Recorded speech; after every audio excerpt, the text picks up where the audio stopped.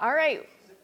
Thank you, everyone, for being here. My name is Judy Scott Clayton. I am a professor of economics and education at Teachers College, Columbia University, and I will be moderating this panel on expanding access to education, which we had some prep calls before this conference, but I think after the last keynote, I was taking some notes. I think we're just going to jump right off of that conversation and keep it going. So before we get into that, let me briefly introduce the rest of our panel. Their full bios are in your little booklet if you'd like to read more details. To my left, I have Dr. Kirabo Jackson, who is a professor of human development and social policy and a labor economist here at Northwestern University. To his left, we have Barbara Schneider, the John A. Hanna University Distinguished Professor of Education and Sociology at Michigan State University. And finally, at the end there, we have Neil Finkelstein, a senior research scientist and director of the Innovation Studies program at WestEd. So in my role at Teachers College, I'm also affiliated with the Community College Research Center. And so I couldn't help but think, as we were listening to the last presentation, about community colleges.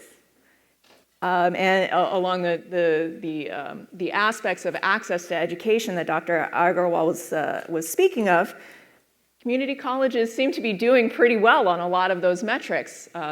Open admissions, quote-unquote stackable credentials, short-term certificates, online courses.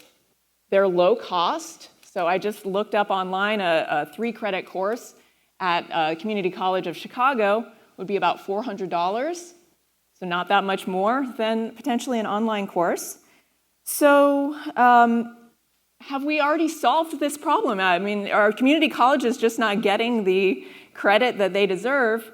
Certainly even within the community college context, there's concern that they're not doing enough. People are worried about completion rates in particular. So how do we jump into this conversation? Is access even a problem anymore, or should we just move on to talking about other problems? I guess I can start, Judy. One of the things that we can talk about is sort of the access question in the community college sector for so many years. And I like the way that you've connected Dr. Agarwal's innovations and the optimism of where we're headed in the next generation to the sort of reflection of are we there yet in some ways with some of the programming going on. I think the transition from our secondary education systems into the community college system in the United States, it is certainly one of the things that's gotten an awful lot of bright light in the last 20 years. It wouldn't be unfair to say that you could seriously document anywhere between 60 and 80% of students entering the community college system in American state systems needing to be remediated in math or in language or in both. And of those who succeed through those remedial sequences, it would be fair to say that about 2 in 5 ultimately succeeded in getting a full associate's degree at the end of an extended period of time. These are these patterns that have just been so hard to shake and shift.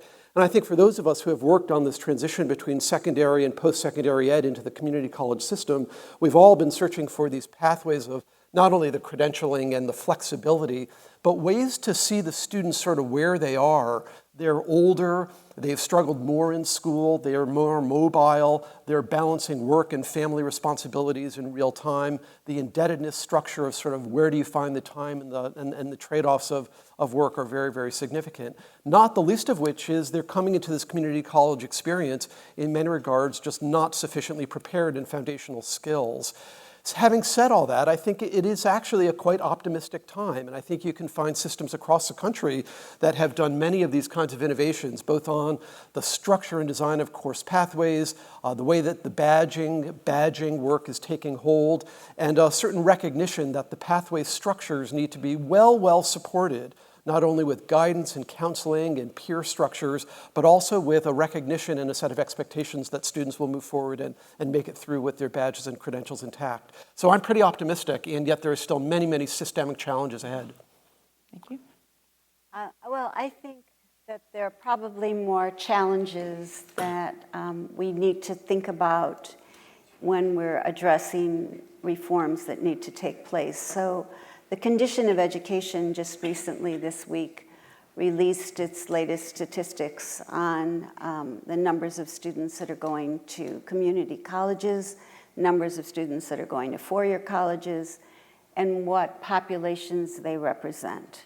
So it is certainly the case that the majority of young people that are moving directly into the community college system right after high school tend to be low income and minority. So when you think about this, we're basically running a two-tier system when it comes to issues related to socioeconomic status and race and ethnicity. In addition to that, the time to degree for the two-year student is much higher than the time for degree than the four-year student.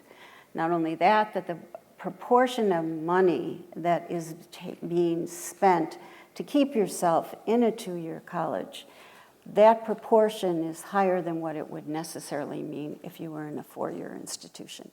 So I feel that for us, we have to really think very hard, not to say that community colleges are not trying very hard. Many of them have moved into different kinds of programs so that this issue of remediation doesn't stop everybody and doesn't keep them there for 8 years and running up huge amounts of debt. But on the other hand, we have to realize that young people moving into community colleges still think that they're going to transfer to a four-year college. I'm talking now about students leaving right after high school. They think that it's all, ambition is in front of their eyes. And as soon as they take that Hope Scholarship or whatever kind of scholarship they're being asked or given, pretty soon it's coming out of your pocket on how much you owe MasterCard or Visa or anybody else, because it isn't enough. It's just not enough to cover the costs of any kind of education that you want to pursue if you are low income and minority and on this particular track.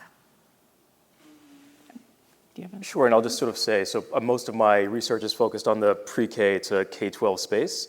And even though it may be true that individuals may have greater access, and it's certainly true, which is a good thing, that individuals now have greater access to community colleges and four-year colleges. It's also true that the quality of the college one can basically attend is a function of what a student looks like before they get there. So more prepared students are more likely to get into schools that tend to have larger positive impacts on their outcomes later on in life. So in order to have sort of equal access, I think it needs to be the case that individuals are given equal opportunity to be sort of similarly prepared when they actually end up at the point where they're going to be applying to colleges. And we sort of know, based on research, that the outcomes of a child, by the time they get to the age of 18, are somewhat determined by the quality of the schools that they basically have access to prior, several years prior. And unfortunately, when children are under the age of 18, they typically live at home, which means that geography is going to play a large role in the quality of schools to which children have access to early on. And when you have things like segregation or by income or also by ethnicity, you tend to have sort of pockets of geographical locations where the quality of schools that are basically accessible to students may be quite different from those that are accessible to other children. So I think it's great that we have greater access to community colleges, but I think in order to have access be truly equal, we need to have broader access much earlier on.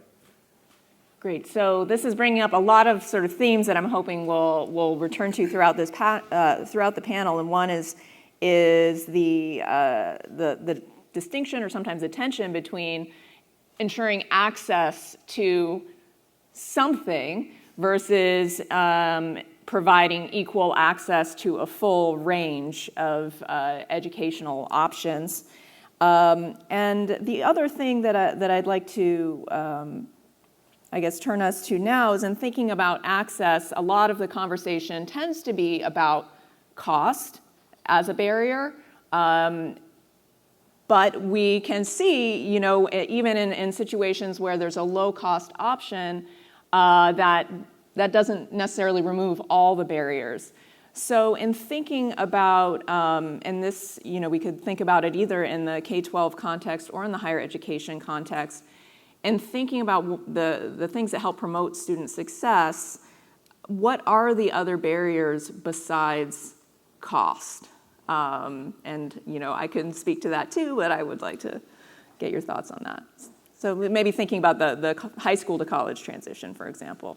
Okay, are you pointing to me? No, I'm not. I'm really throwing it to whoever would like to jump in. Well, I think that I also study preparation and the transition into college. So the first thing that really makes a huge difference in the preparation, especially when you look at young people that are in 10th and 12th grade, is the kind of courses that they take. And if you look at schools that are predominantly low income and minority, you find out the civil rights put out a great report. 80% of them don't even have advanced level courses that are the courses that are needed for access into post-secondary education. So if you take something as simple as what's the trajectory in terms of the kinds of courses that you need to be able to access higher education, whether it's in a 2-year or 4-year institution, that's a number one, that's a really a hard challenge. The second one that really makes it difficult is that the informational context. If you look at a middle class high school, the kinds of information that the peer group gives, the teachers give, the community gives about what the college landscape looks like is so much deeper and richer than what you find in communities that have sustained poverty over time. This makes it very difficult to even understand what your options are, what the situation might be for you, given the kinds of interests you have, and where you could possibly likely go. And the third thing that really matters is that your interest and those things that you're passionate about are never fully articulated. They're not mentors and people in the institutions that you're in that can kind of look at you and understand you have ambitions. You have things you want to do in your life. We don't draw those things out very often for young people that have limited social and economic resources. And I think of all the things that we are doing right now is that we give false hope. And instead of really trying to understand where young people want to go and could go, and giving them an opportunity to articulate that, unfortunately, we shut that down as well. Well, let me build on it, Barbara. I think this kind of coupling that we can make just from your points on, to pick one on course design, it adds to your comment about sort of those sequencing matters, and certainly builds on Bo's comment about the long kind of longitudinal trajectory of these patterns. You can do these representations in any which way, but I've been struck by putting anything that has a longitudinal pattern into a Sankey diagram. Many of you have seen these, and it's just such a simple way of seeing the profound patterns of sort of predictable flow between the stratifications of students in our population.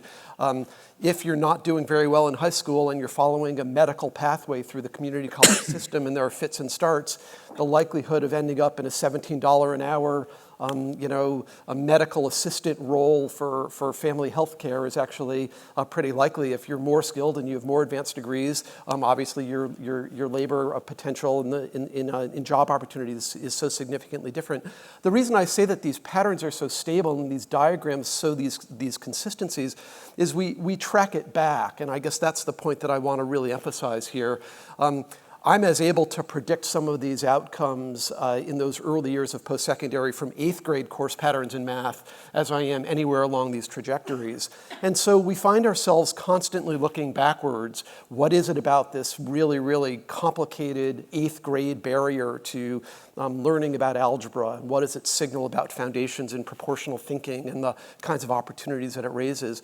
And so I only want to reinforce that the patterns that we see in high school as they lead study to community college. A third of students in the state of California don't take math as a senior in their high school year. It's a profound number. Are all indications of a system that is still working so hard on the preparation of students at younger ages. So we have a transition problem, and we can link it backwards, and I think the journey is on improving those pathways all along, and really, in my judgment, not losing track of those early intervention strategies. And to sort of push that even farther back, there's some work that I've been doing looking at what happens to a child if you live in a neighborhood that happens to get an increase in money to spend on public schools. And the finding there is that you can take basically two kids from the same neighborhood who basically were born 4 or 5 years apart, and the kid who was in school when the school got more money had way better outcomes than the child who was at those schools who graduated before the money was sort of hit the district. We find that those kids were more likely to graduate high school, more likely to go to college and earn more money. They're also less likely to be involved in the criminal justice system later on. And then what was sort of really exciting is it turns out you can even see the same thing if you go even further back and look at pre-K. So if you look at individuals who had access based purely on geography to Head Start, basically started in 1965. If you look at cohorts who were in different neighborhoods when Head Start was available versus not available, those that were in those geographic locations right after it was available compared to those in the same locations before, or I should say before it was available, had way better outcomes than basically due to having access to some kind of pre-K. We actually layered those two things together, and basically having access to pre-K plus having access to a better resourced K through 12 education led to increased educational attainment, higher earnings, reduced criminality, and just a much lower likelihood of being poor as an adult. Mm-hmm. So these things start very, very early, and I know there are people in this room who would tell me, you need to go even further back. Probably when you in sort of the gestational age, there's some inequalities there too, but it can go pretty far back. Okay, so I want to come back to this issue of, I'm going to come back to the question of, like, is it too late by the time we get to college? And I'm going to push back on that a little. But before we get to that, I want to jump on another point, which is just this question of resources, and do resources matter? Sort of part of the hope and the promise and the excitement about a lot of the innovation that's going on is the idea that we could get around this conundrum and be able to provide greater access to greater quality educational opportunity without having to make additional, massive financial resource commitments. Is that possible? And is it more possible in higher ed than it is maybe in pre-K or K-12? Why is it that your research shows that resources do matter, certainly in the K-12 context? Why? Why do resources still matter, and is there some way to get around that? And is it easier to do that at the higher education level, do we think? Well, I can tell you at the K-12 situation, resources matter enormously. I just have one example. We have a brand new science curriculum that we're developing and testing. And if you look at the numbers of high schools in LA and Detroit that don't have sinks, that don't have hoods, you can't even do any of the experiments that people think are really basic for chemistry, for physics. There are none of those materials. This is the United States. And we do not have the kinds of equipment that young people need to be able to move ahead. That's true with access to computers. There are computer labs, and then there's no bandwidth. And then they get locked into a closet and they're not repaired. It is really a very difficult situation. I think in terms of what is happening, the best papers I've seen on this right now come from a young woman that's now at Brown, Emily Roschauer, and she has done, I think, some of the best work to show how much money matters. And I think, Mr. Hedges, you told us a while ago that money mattered, and I think that was a very important piece. And I think that it's still the case today that money, resources do matter K-12. I also think that they matter a lot for higher ed, but I'll let my colleagues speak first, and then I'll go next. Okay. Yeah, I wouldn't want to make a comment on sort of the resourcing of higher education systems. It's such a broad and vast topic, and it goes from privates to publics to for-profits and everywhere in between, with so much that we could talk about. I think, going back and leaning on Barbara's point for a minute, it's the indebtedness that our students face, which is sort of where the rubber hits the road.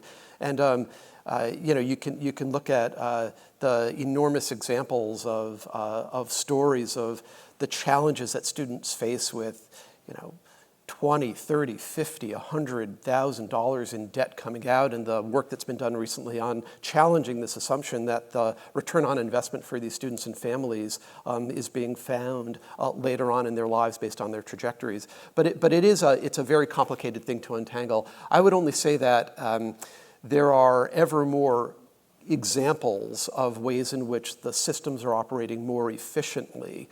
Certainly true in the public systems, which I spend more time on, just an incredible systemic emphasis on normative time and reductions in the time to completion, graduation initiatives that are system-wide, that are really looking for what is the support that it takes in order to be able to move students through in 4 years and not 5 years, or in 5 years and not 6 years, given the other constraints they're facing. But I would have to just comment that American higher education is one of the most profoundly wealthy sets of institutions in the world. And this idea that we have put high price tags on these and made them unaffordable for many students is indeed a comment on a bold limit to access. So I think there is important pressure to put on all of us to continue to study that and work on those issues. Great. So one way that some institutions are trying to be more efficient and cut costs is by looking potentially to online courses as a way to continue to provide access, perhaps without the same sort of capital classroom space constraints and perhaps with reduced instructor costs.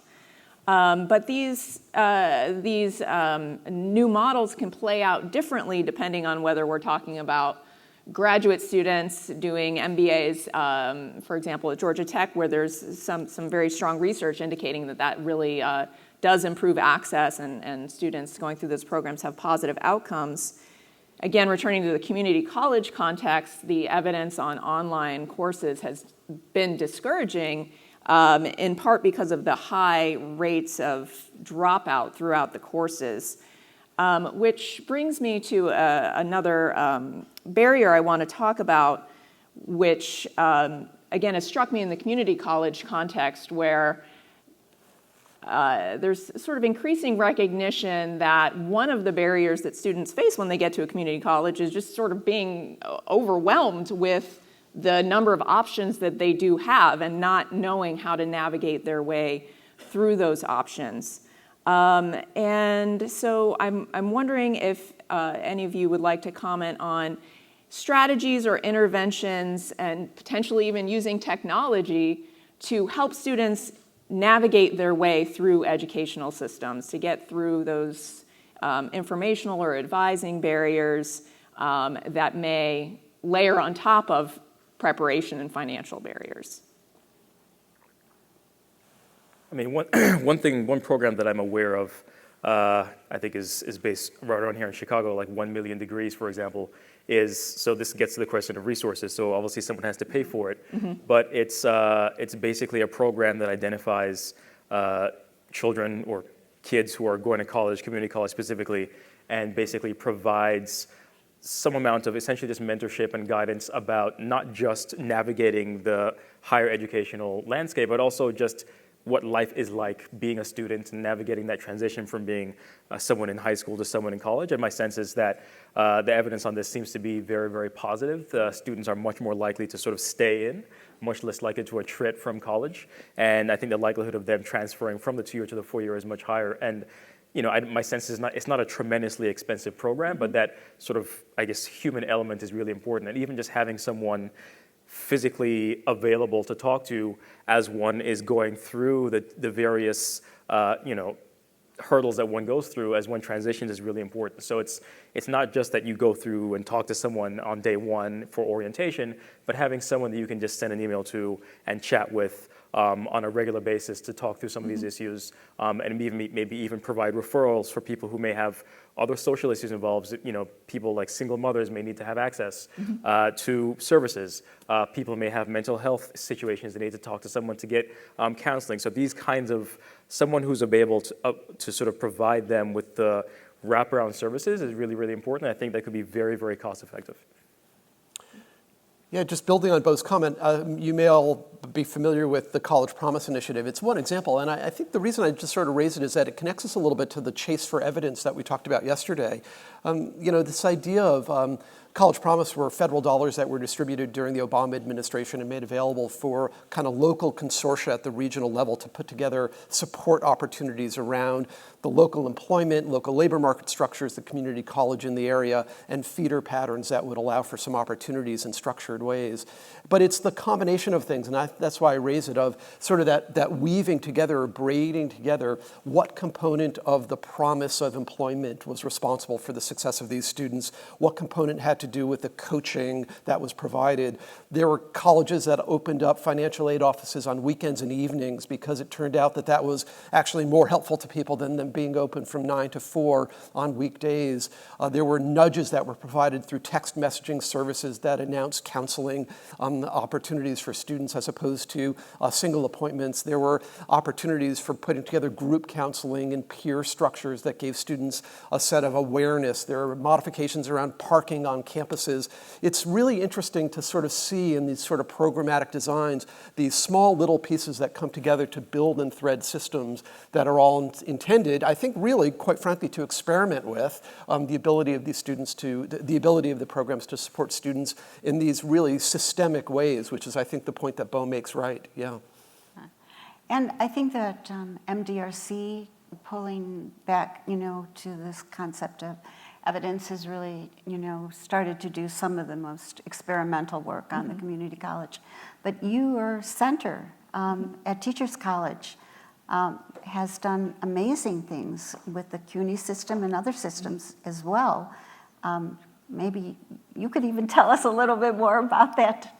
Sure. I mean, I think in the community college context, one of the big pushes, which is, again, it sort of strikes me as being sort of almost in some ways in the opposite direction of the conversation about making things more modular, making things more individualized, making things more reliant on technology. At a lot of community colleges, the concern is actually that they want to provide their students more structured pathways through community college. But one place where we do see the technological innovation is in the advising and some of the other services, not just thinking about technological innovation inside the classroom, but outside the classroom, and looking for these low-cost opportunities to simplify financial aid applications, simplify the advisor-student communications, text message interventions,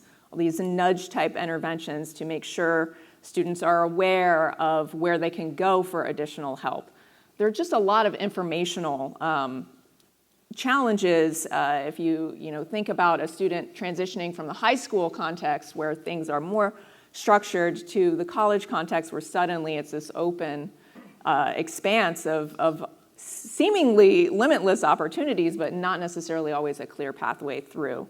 And so there are examples of programs, and one that's been evaluated by MDRC, a very well-known program at CUNY, the ASAP program, which is a comprehensive program. It doesn't deal with just financial barriers. It also has more intensive advising. It has block scheduled courses, and that was able to double graduation rates, really make a big noticeable impact on aggregate graduation rates. And that's an example where they've been able to replicate that model successfully in a community college in Ohio. So that's an example of one promising strategy for community colleges. I wanted to come back to the question of preparation, though, because everybody, I think all of the panelists are talking about the importance of preparation. and the importance of early intervention, and I don't want to discount that at all. Clearly, that's very important. At the same time, it also, whatever sector, whatever level you're involved in education, we always see a tendency to want to be looking back and saying, really, if we just had more prepared students, or even employers looking back and saying, if only, the colleges were doing a better job, we would have more prepared employees. So, there are opportunities. The evidence suggests there are opportunities at every transition point to improve things. And in particular, some of my research in community colleges on remediation. And this is just a small comment, thinking back to yesterday on the role of evidence in policy. One of the most influential papers that I was involved with was not a causal inference paper, was not a causal methods paper. It was basically a predictive validity study, just showing nobody had looked at these placement exams that most community colleges were using to determine whether a student was prepared or not to take college-level coursework. All these schools are using these exams, and students are taking them, and they're getting slotted into courses as a result. And when we took a really close look at the relationship between those exams and students' expected outcomes, there really was a very, very weak correlation, to the point that basically a large proportion of students who are being assigned to remediation, who are being classified as not ready for college, actually were predicted to do very well had they gone straight into college level. And that study, again, it wasn't a causal study, it was a sort of a descriptive, predictive analysis. And as a result, many colleges started reconsidering the use of these exams. And since then, there actually have been some experiments looking at interventions that just provide those supports along the way. So a sort of co-requisite model of remediation support, as opposed to requiring students to prepare, you're not prepared enough, you need to do X, Y, and Z before you can move ahead. And those sort of more accelerated models seem to be showing promise. So that's just a little pushback on this question of preparation, defining how prepared is prepared enough, and is it possible that we might actually be setting too many barriers in place, that even an open admissions community college might be putting too many barriers in place. Well, I just want to go back to the comment that I made at the very beginning from the Office of Civil Rights, which basically says that the courses aren't even offered in the high school. Mm-hmm. And when we look at low-income and minority kids who take advanced courses, they do much better than the kids that didn't take the advanced courses. They may not do as well as everybody that's been through the system, but they certainly do a lot better than the kids that didn't have the opportunity.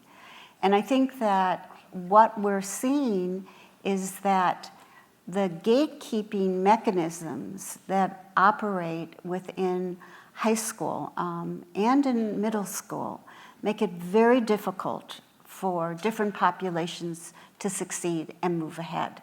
And I think we have to look at those much more carefully and understand how they really are truly gatekeeping.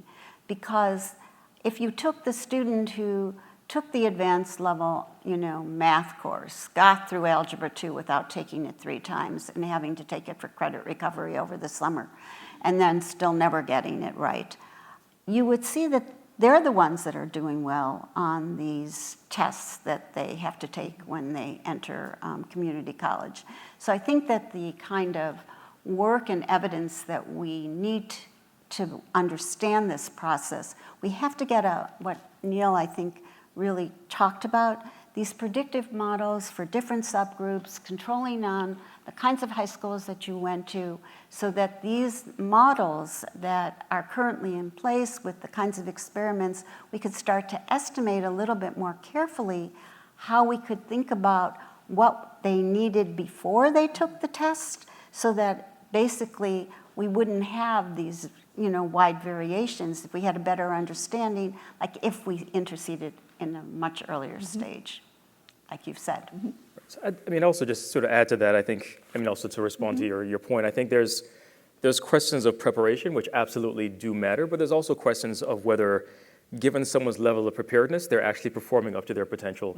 And I think there's a lot of evidence that I've seen that just providing, for example, just information to someone about the importance of an exam for getting into college. Like some individuals may not even realize that taking this SAT thing may matter, and it has a large impact on the likelihood of going to college.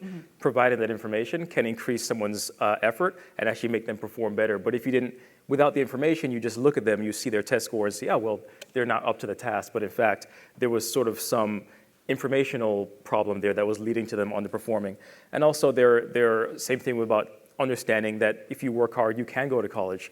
A lot of kids, I think, don't necessarily come from neighborhoods in like remote rural areas, inner city areas. There may be an environment where many of the adults around them, other than their teachers, didn't go to college. So they're not even thinking about how to navigate that whole system or know what to do. So what we see when we look at someone's achievement over time is a reflection of their skill and also their effort. And if their effort is a function or is determined by what they can aspire to do, if you don't provide them with models of where they could reach and what they can aspire to, they may not put in the effort and they may not appear to be as able as they are.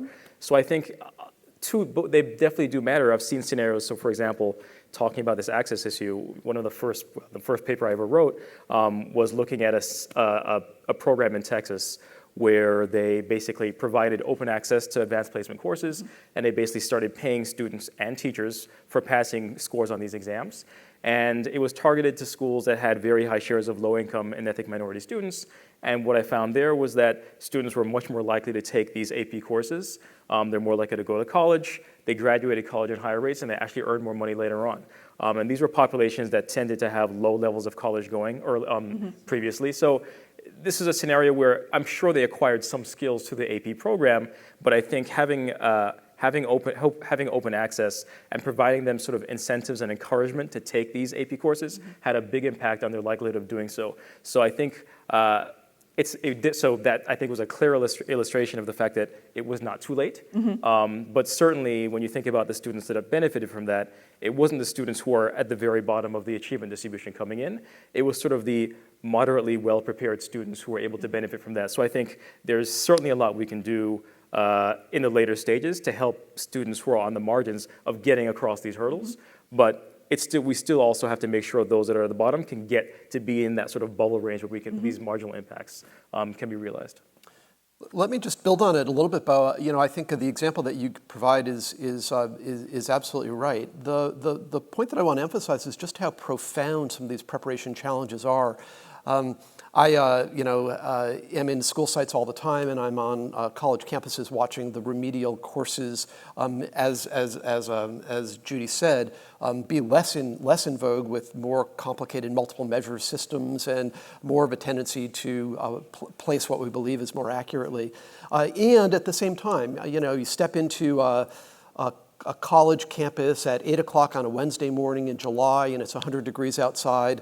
And the students who are 17 and 18 who have graduated from high school are struggling with a math professor around 7th and 8th grade standards. So just to put some real sort of concreteness to it, it's can you plot XY coordinates on a Cartesian graph? Can you solve a linear equation? Can you simplify a complex fraction? Do you have basic sort of representation of exponents? Can you convert fractions to decimals? The kinds of things that are being worked on in order to sort of quickly support students so that they become more and better prepared to take on the college work is sort of profound, and it really sort of just does become very, very humbling to not only watch the commitment of the students, knowing that this hasn't worked in early grades and knowing that these have become the barriers to moving forward, at the same time that they're being provided this environment which is actually helping to accelerate them through sort of on a second chance. I also would point out that these become these gatekeeper issues that we're all concerned about. So if you're one of the students in the room on that Wednesday at 8 o'clock in the morning and you're 18 and you're struggling with mapping XY coordinates, does that mean that a STEM path for you is out of the question, or is a STEM path in the question? And what are the implications for your choices later on? So I do think that there are so many examples going on of the kind of the latter supports and the encouragement and the structure, and yet, of course, as Barbara has signaled and others, we see these profound gaps that we're trying to resolve. Going back to the point on evidence, these need to be tested, right? These are the exact kinds of things that are just so wonderful to add experimentation to chronicle, to tell the stories around them, and to figure out ways in which we can identify and describe the context within which these kinds of transitions are happening. Yes, go ahead. I'd like to go back to something that Bo said and something that John said yesterday. First, there's this issue like, is it too late? And I think that the learning science work has shown that the brain really goes through huge development at age 17. So for those of you who think your teenagers are over, it's not over, they're growing and their brains are working and they're getting better. So let's take advantage of this new spurt. But the point that none of us have really talked about that I thought that John raised yesterday, which really kind of I'd like to bring into this conversation about mindsets. And what does that mean? And I'm so concerned that so often in secondary school especially, that the work that the kids are learning means totally irrelevant to their lives. And that's one of the reasons that it makes it so hard to get them interested. And if we're not purposeful about asking relevant questions to teenagers, we're not going to get them interested. Mm-hmm. And something ticked for those kids to be sitting there in 100-degree weather working on solving a linear equation when they've probably been given that exercise 17 times by the time they've come there. So what can we do to make education more meaningful? And I think you were talking about some of the things, and I think that that's a kind of standard we have to think much more about. Because if we don't get that click in somebody's head right away, we're going to lose them. And so we've got them now at 17, so let's see what we can do with them. That's a great transition into what I think will be the last question I'll ask, and then we'll go to audience questions. And that's thinking about, where does that spark come from and potentially the role of role models. We've been talking so far about access to education. Access seems like something that a student or a potential student either has access or they don't have access. What if we flip the frame a little bit and think about inclusion as something that institutions and educators either support and promote or don't in some cases? So inclusion versus exclusion as opposed to access versus not having access. There's evidence from K-12 that having culturally relevant instruction makes a difference for students learning. There's evidence from K-12 and in higher ed that having an instructor who shares the same race, ethnicity, or gender as the student has positive impacts on that student's performance and persistence. So as we're talking about strategies for expanding access, especially in the US context, with a legacy of historical and institutionalized discrimination and exclusion, can we rely upon sort of generic access policies that are intended to benefit everyone? Will those policies be enough to shrink racial disparities in achievement and attainment? I think that's a great question. So I mean, I think this is something that universities, presidents grapple with. And I know, for example, a big, as we expand access, we see this, and probably very profoundly on campuses that are more selective. Oftentimes, children who go there or the kids who get in there are maybe the first member of their family to ever go to college.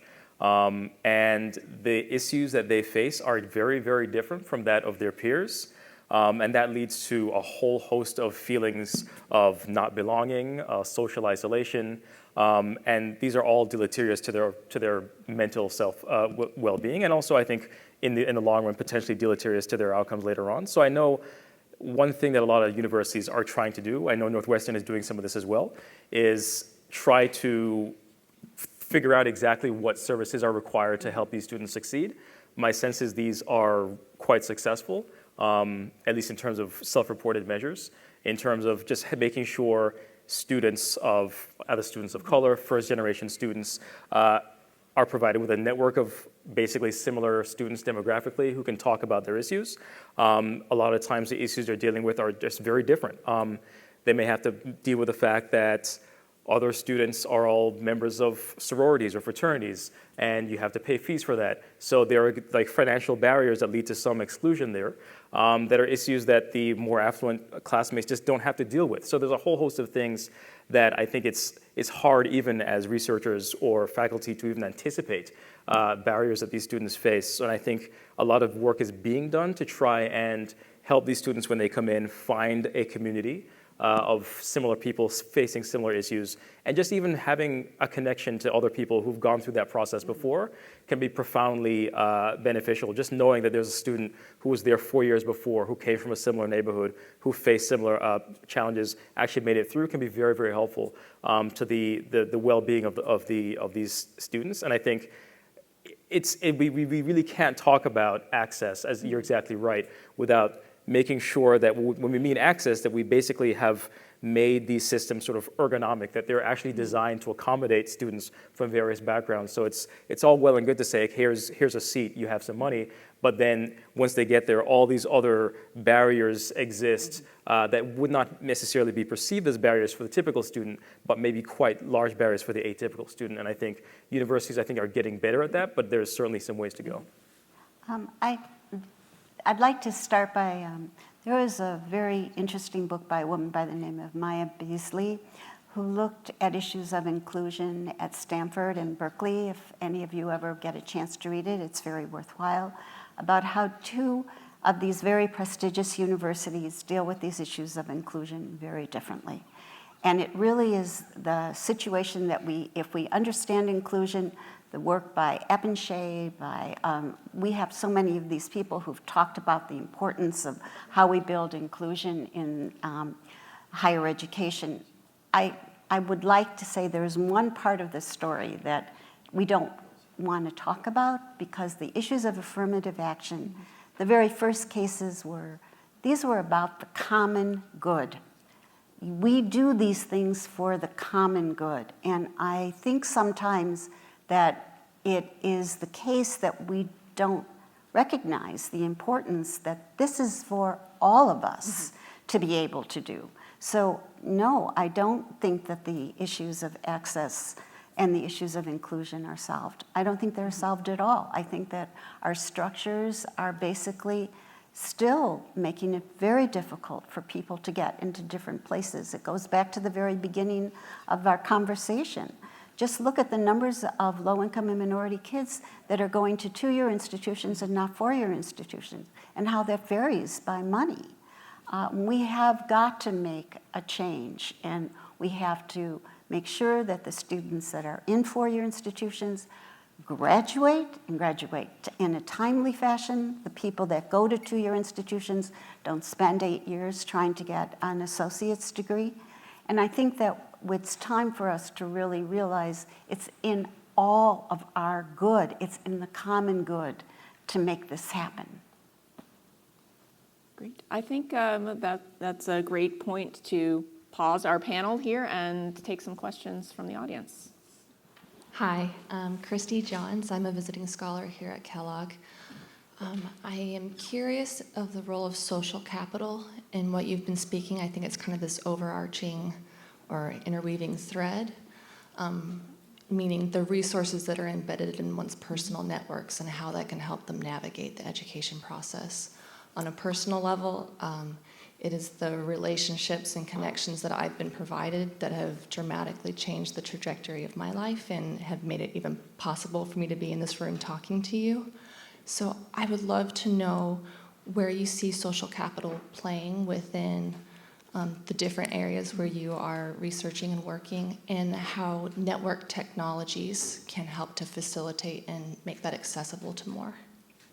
Well, I'll just say one thing about the college application process, which is sort of an indirect evidence that these networks and this sort of capital matters, are just the number of studies that we have showing that students can be thrown off the path to college by seemingly small hurdles like filing the financial aid application.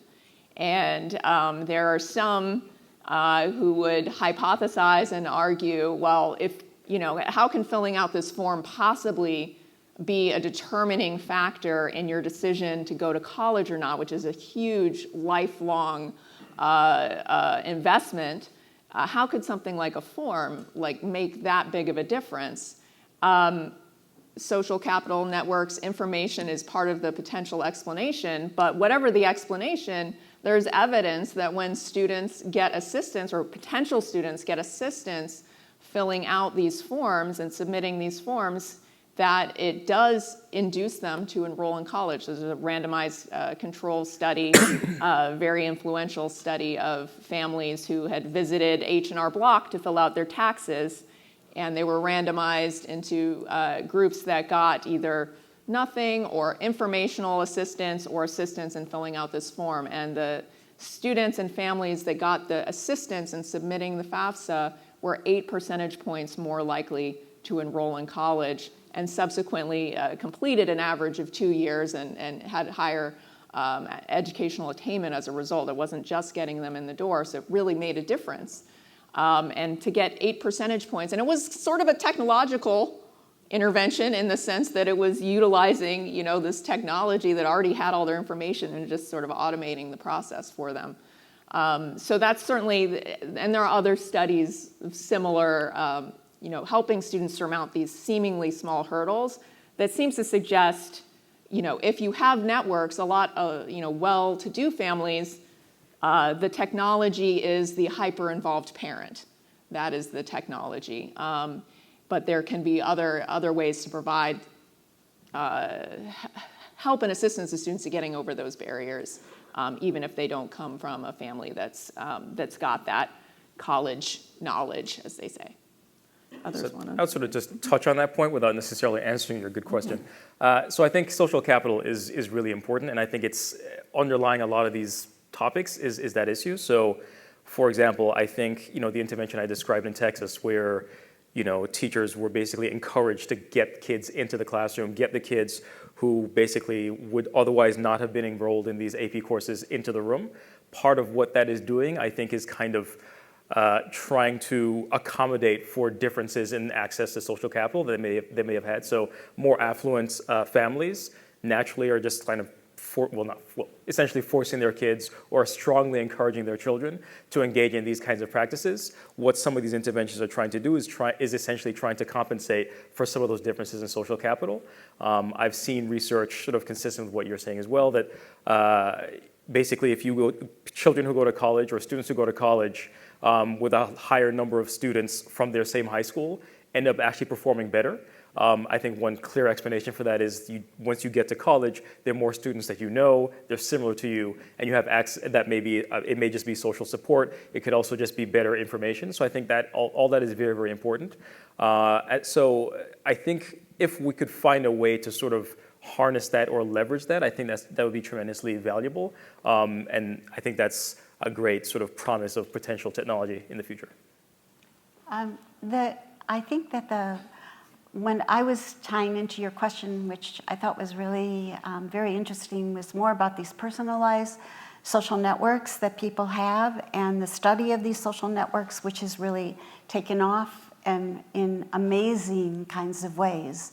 And people are really trying to understand how these social relationships really make a difference in terms of your aspirations, who you depend on for getting work. And the models that are coming out now are really very sophisticated. They deal with selection and influence at the same time. And if you look at the new work that is being done on social networks, it really starts to explain some of these kinds of ways that people share certain values and how they share them over time, what kinds of forces disrupt your networks.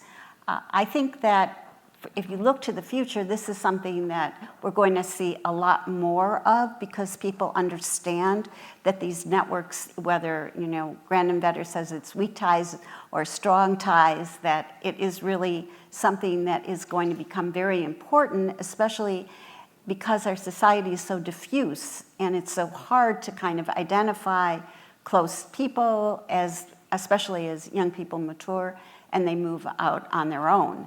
And so the network idea is one that your experience, and I think that this is an area of research that's really growing quite fast. So thank you for your remarks. I want to follow up on a comment that Dr. Schneider had about the common good. And I wanted to ask this to the last speaker, but I'm curious, what's the point of education?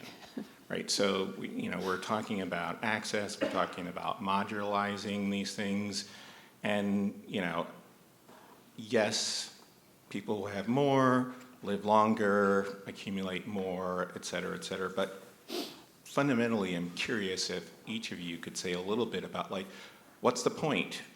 Because I think what's missing in a lot of these conversations is so what? Yeah. That's a great question, and I'm afraid I can tell you already I don't know that I will have a complete answer to that, but let me just say in the higher education context right now, there's so much movement to measure the outcomes of college, as there is at the K-12 level as well, but college being the thing that many people do right before entering the labor market, there's this big push to measure labor market outcomes of college. And certainly, if you ask students what they think they're going to college for, employment opportunities is absolutely an important, and I think a totally fine, that we should acknowledge that is an important role of education to be able to be productive and self-sufficient on the other side of things. But there's also the fact that we can measure labor market outcomes a lot more easily than we can measure all of the other things that we're hoping students will get out of a college education or of their education more broadly. And so what tends to happen is sort of this, what's the point? The point is a very long list of things, including health and well-being and social connectedness and civic engagement. And sometimes those things can be measured. In many cases, they can't, or they aren't measured very well. And so what you get is a focus on the things we can measure, and then maybe a sentence of caveat, of course, we care about all this other stuff too. I hope that going forward, I am optimistic going forward, new ways of collecting data, new uses of administrative data will enable us to look at a much wider range of outcomes besides just earnings. But it is a challenge, and I think we always need to, especially as the two economists here on the panel, need to be, a little bit, have some humility about the things that we can provide evidence on at a point in time and the things that we struggle to provide evidence on at a point in time. And just because we don't have the evidence on a certain question doesn't mean that those other factors are not important. I'll stop there. I just want to, I really do like the question, and it's a profound question. I would only make a very brief point, which is for any of us who see in whatever education system we participate in, the engagement of students working and collaborating and learning and having a sense of adventure is sort of the payback for all of the things that I see that are the profound challenges within our systems. Pick the example that you like. I mean, one that I could share is visiting in the Central Valley in California in a small school where a soda cap, a Frisbee, and a teacup are put on the table, and the students have the class period to come up with identifying the relationship between the circumference of the circle and the diameter using only a piece of string and a ruler. I mean, to watch 10-year-olds sort of wrestle with the string and the Frisbee and the soda cap and come out of a 50-minute class period with something that really is a profound kind of example of learning and working together and using it to explore things next. And so we have massive gaps in our system, and we have tremendous equity consequences. Those are absolutely right. And at the same time, we've built these social foundations upon which all of us participate. And they're not perfect. They're far from it. And yet, to see a student engaged in their learning with their peers and a really, really wonderful dyadic relationship between a teacher and a learner is a precious moment. So that's one of the reasons. So also a great question. Well, I think the broad question of why this all matters, I mean, I think, well, there's one response which I think is above my pay grade. But then I think in another sort of more narrow focus is sort of why do we go to school? What is the point of that? And the way I come down on this is sort of related to what Judy said, is essentially that I think that the reason that we go to school, the reason we fund public education is that we want to create productive adults who basically can live meaningful lives. And I think there are various ways in which that can be defined. Obviously, earnings and labor market participation is one of them.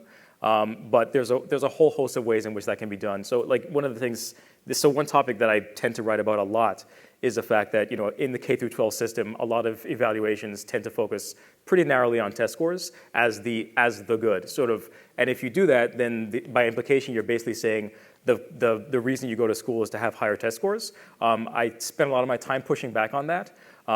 Some recent work I just did basically was looking at elite schools in Barbados. And what I find there is that getting into one of these elite schools has no impact on test scores in the short run. But if we basically administered surveys and collected additional data, and the kids who got into these schools, they actually had access to better social networks, which is one thing there. They were more likely to continue their studies. They were more likely to go on to get tertiary education. The women were less likely to basically be pregnant as teenagers. They earned more money, and they were just healthier in general. So that would be one of those cases where I think we do have to be very mindful about how we think about what we measure. There's a tendency to sort of look at where the data are as a measure of the good, but I think it's always important to step back and say, well, is this a good measure?